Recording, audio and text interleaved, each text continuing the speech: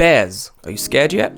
Well, you should be, because this year, the number of bear attacks in Japan has doubled the previous year's record. Doubled. We're only in November. We still have 3 or 4 months left of the fiscal year, and already the record has been doubled. From what we can see in 2025, Japan has had more bear attacks on record than any other country globally. That's insane. Japan's not that big. There shouldn't be this many bear attacks in a small island nation of Japan. What the hell is going on? Bear encounters have also been slowly increasing over the last few years. Last year, there was 1,400 bear encounters in rural areas of Japan. That sounds like a lot, because it bloody is. It's triple the amount of bear encounters that they've seen over the last decade. Triple. There are a multitude of reasons for these bear encounters, the most obvious being there are more bears. A lot more bears. Experts have estimated that there has been a massive surge of different bear varieties in Japan. In Honshu, there's an estimated 44,000 black bears. And in Hokkaido, there's an estimated 1,200 brown bears. Those are the giant, scary ones that you do not want to accidentally bump into. What's scarier is that this isn't an anomaly. This might just be Japan returning to historical old form.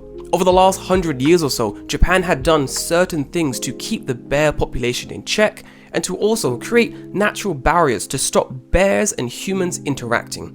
Over the last 10 years, these barriers, some natural, some organic, some created by policy and governmental rules, have been eroded. So now we're seeing an increase in bear activity, an increase in humans and bears interacting in rural areas, which is leading to a massive increase in deaths and injuries of people.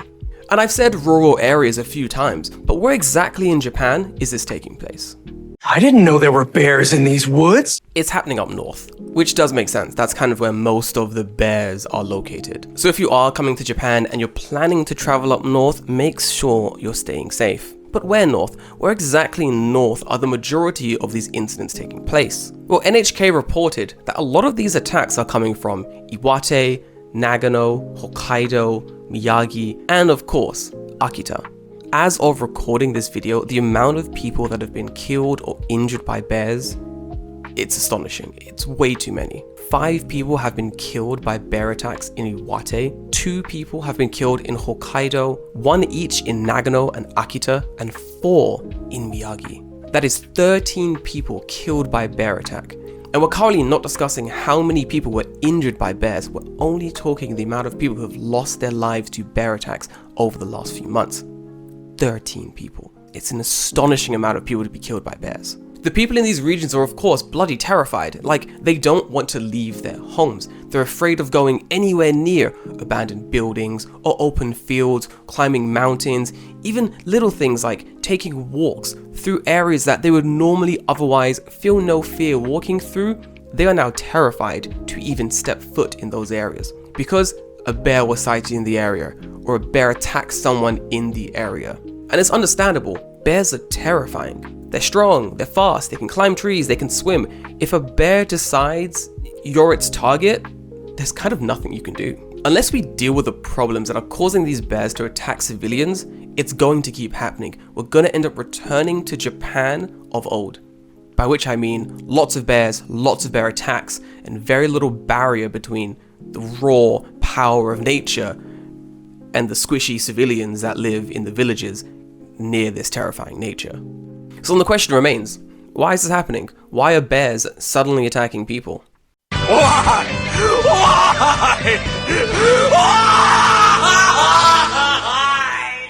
There are several overlapping factors as to why this year, 2025, is the worst year on record for bear attacks since the last 10 years. And with the bears slowly going into hibernation from about November, December onwards, we can very clearly say that yes, this was the worst year for bear attacks and encounters in almost the last decade. Over 70% of the country is covered in forest. And for the longest time, that was perfectly okay. Because it wasn't just a wash of forest and then suddenly in big city Tokyo, you had these natural barriers created by farmlands that stopped bears coming into the cities. These locations were frightfully important in separating the forest from the villages from the city. However, for almost a decade, younger people who live in the villages who would usually grow up in said villages to become farmers or field hands, doing some kind of outside work, have left the villages to move to the biggest cities to kind of seek their fortunes there. That's all well and good. We've also recently seen people returning from the cities to the countrysides that they originally left. However, the issue is, during that massive period where there's been no one setting up new farms, no one managing the farms that have already been established in these areas, it's created abandoned farms, empty plots of lands, locations that would normally be teeming with human activity, enough so that the bears wouldn't enter past. It was a natural barrier for them, but now those walls have been abandoned and the bears can freely walk through.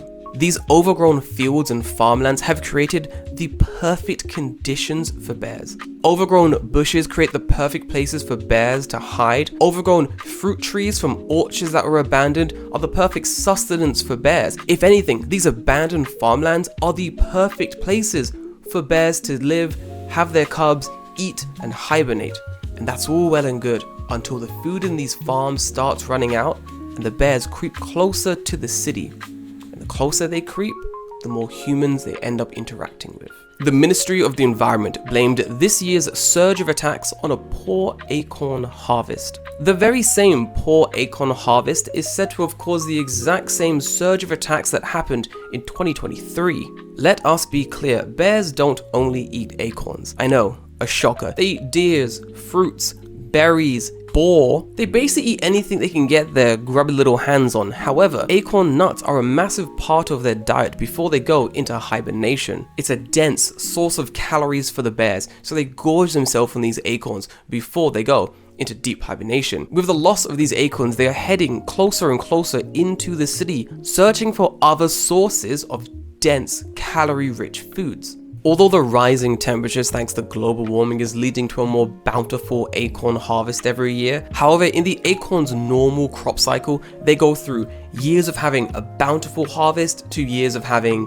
a kind of shit harvest. And these good and bad cycles kind of spin every 2 to 5 years. So what I mean is every 2 to 5 years, there's going to be a really bad acorn harvest. We saw it in 2023, we're seeing it again 2 years later in 2025. If in 2025 you still don't believe climate change is happening, I don't know what to tell you, because the bears clearly know it's happening. The winters in Japan are getting warmer and the bears are hibernating later and later in the season, which means there's less food for the bears to consume before they dive into their big hibernation sleep. These hibernation delays are also increasing the amount of encounters they're having with humans. We've kind of reached a stage in global warming where we're all kind of fucked anyway, so we're not going to see any changes when it comes to the bears delaying their hibernation, unless the world suddenly gets their shit together and we finally start making actual steps to stopping or at least like lessening the impacts of global warming. We're kind of stuck as we are currently. And there's going to be more and more encounters with bears sleeping later and later in the year, and humans going off into the forest to do whatever forest things rural people do up in rural Japan. This is actually huge because back before the 1990s, Japan didn't really have many laws in place to stop hunters hunting down bears. Of course, you have the whole season cap, you can only hunt so many bears a year, but when it came down to it, it was kind of open season on bears. In defense of the bears, which is crazy to say in a video where I'm talking about bears, going out and getting rid of people, but, in defense of the bears, before the 1990s, hunters were out there shooting bears to such an extent that the population was vastly dropping. The government had to step in and do something, otherwise all the bears native to Japan would go extinct. So these laws were environmental protections. They wanted the bears' numbers to recover ever so slightly. And they did. And in connection to these environmental protections, there's also a decrease in people going out and getting their hunting license. Also, getting a gun in Japan is notoriously difficult. It's almost impossible. So the amount of people who want to take the time to actually jump through the bureaucratic nightmare that is gun ownership in Japan, yeah, that's dropped. No one wants to do that. No one really wants a gun. Unless you're living in the deep north and you need a gun for protection from wild animals and bears and boars, there's no point really getting a gun. We're not America. Sorry, America, but we're not America. It doesn't make sense. Bears are no longer scared of us. And the jury is out if they ever even were scared of us, or if it was just a case of, yo, these guys are annoying, I came to say hi, bro started screaming and shaking bells at me. But the bears are no longer scared. And when we combine that with a fast-growing bear population and overcrowded mountains, when there's not enough food on those mountains to satiate all the bears on said mountains, the bears start looking for more food. From the news videos we've seen of the bear attacks, it appears that the methods that were once used to scare bears off are no longer working. Make yourself really big, make yourself really loud, become annoying for the bear, so the bear decides you're not worth the calories I'm going to expend to catch and eat you. And in the past that worked. You could scream, you could shout, you could let it all out, and the bears would leave you alone. But in the videos we're seeing from the news, the bears don't care. They need the calories, they're starving. They have hibernation coming up soon, and you're the only food source they can see. They're gonna expend the energy because they know it'll be worth it. And it doesn't help that the bears are getting more emboldened. From the food we're leaving out when we go hiking, from the abandoned forests and farmlands we've left with bountiful crops and food there, from tourists coming to Japan and feeding the bears. So the bears are becoming bolder. And with this cuddly image that the bear PR team seems to have cooked up, people are getting closer and closer to bear territory. People aren't understanding how terrifying bears can be. Those up north understand it, those that have lived in and around bears understand it, but tourists, city folks, people that are just coming up to the area to hang out and what have you, they don't understand the impact they're having by feeding the bears and then dipping. Because now the bears think, oh, these humans have food. And if they go to a human to get some food and the human doesn't have any food to give the bear, well, guess who the food is?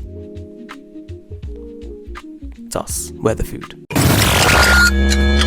Japan is facing a lot of bear attacks. We can very clearly see that. It's an unprecedented string of attacks happening in Japan. But is it only happening in Japan? Romania, another country with a big bear population, had a massive string of bear attacks over the last few years.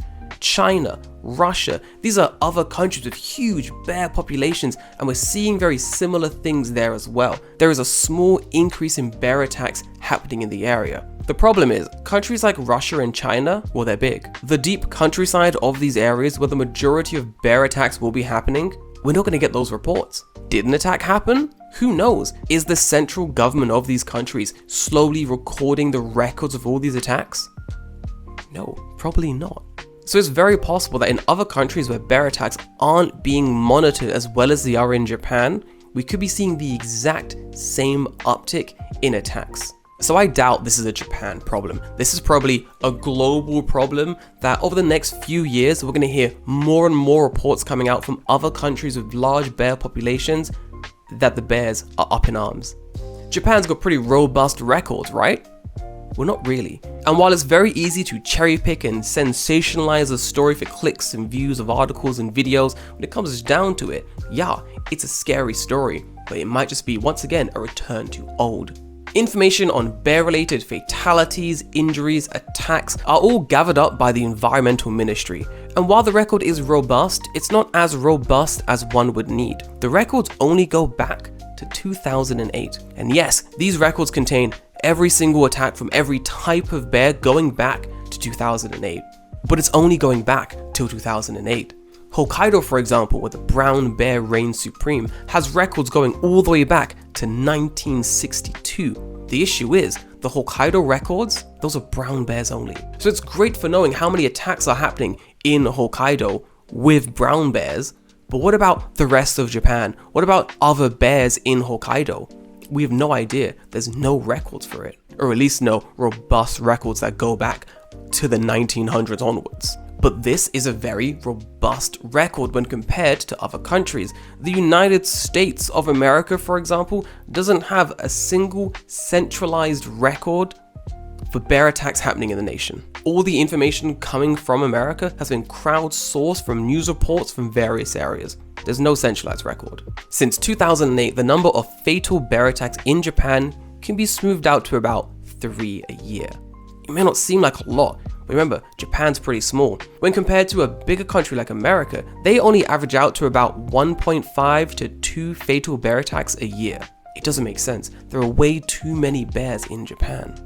Adjusting for population, a person is 4.2 times more likely to be killed by a bear attack in Japan than they are in the United States. And I'm terrified of bears. I've moved to the wrong place. Fuck. How about sunrise land? There has been a lot of fatal bear attacks in Japan's history. For example, in the 1970s, while 3 students were hiking Hidaka Mountain up in Hokkaido, a brown bear stalked and harassed them for 3 days before eventually killing them. In 1988, 3 people were killed by a black bear in Tozawa in Yamagata Prefecture. This was very different from the attack that happened up in Hokkaido. These 3 killings in Yamagata happened over several months. But still, it's a case of one bear killing multiple people over a short period of time. And it's not just in the 1970s and 80s. As recent as 2016 in Akita Prefecture, a single black bear stalked and killed 4 people over a 3-week period.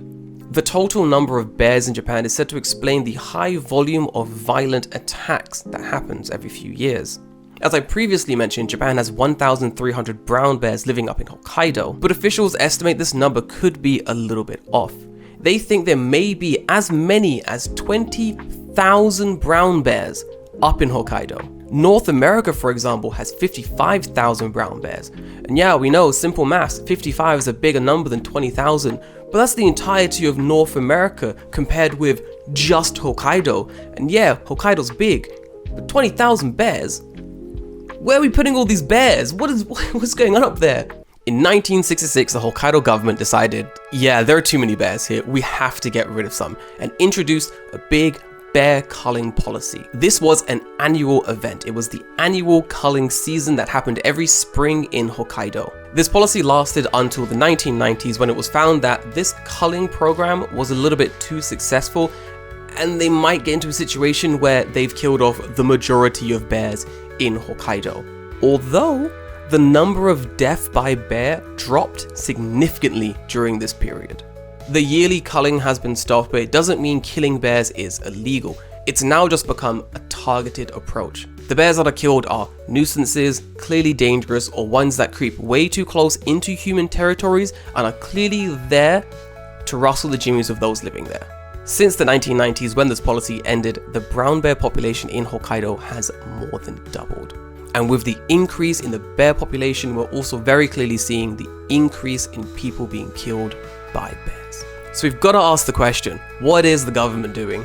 One thing, I'm not a big fan of the government. 30 on 30. I'm not a big fan of the... Shinsei Koike, the head of the Japan Bear Network and a professor at Tokyo's University of Agriculture and Technology, said that the underlying issue is that Japan has never really invested the money or effort into wildlife management. Up until now, they've managed to get by on the policies of the past and pure luck.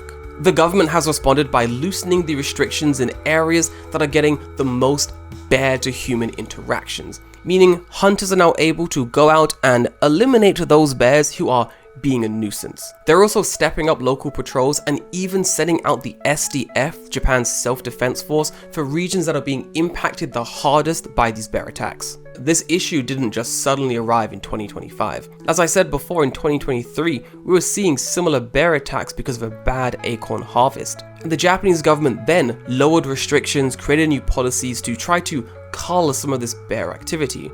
Japan culled more than 9,000 bears between the years of 2023 and 2024, and over 4,200 bears between the months of April and September 2025.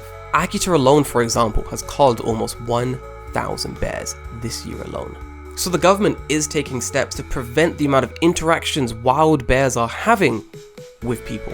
And yeah, you know, a quick reactionary response from the government is exactly what we want to see, but preventing these attacks from happening would have been better. The Japanese government should have been listening to experts, funding these policies, and putting things in place to prevent these attacks from happening. But, you know, with all things, hindsight is 2020, and we can only hope that going forward into 2026, we don't see another reoccurrence of the terrible amount of bear fatalities we've seen in 2025. And as the bears slowly start entering their long hibernation, we hope this is the last we hear of bear attacks for the year of 2025. And guys, if you're visiting Japan, you're planning to travel to any of these areas that have been affected by bear attacks, please take measures to keep yourself safe against bear attacks. Carry bear spray, bring one of those little anti-bear bales, If your plans were go to Hokkaido and climb Brown Bear Mountain, maybe don't climb the mountain. Maybe wait until less bears in area, you know? But I will leave it to you and the experts to decide what is best for your safety when you're traveling to Japan. Guys, are you planning to come to Japan anytime soon? Are bear attacks prevalent in your country also? Let me know in the comments down below. But until then, I'm gonna love you and leave you. Hit the like button, hit the subscribe button. If you have time for one more video, I've got one right here. It's about the worst inbound tourism blunder ever made in Japan. Check it out. It was an expensive mistake, but I'll see you in the next one. Bye bye.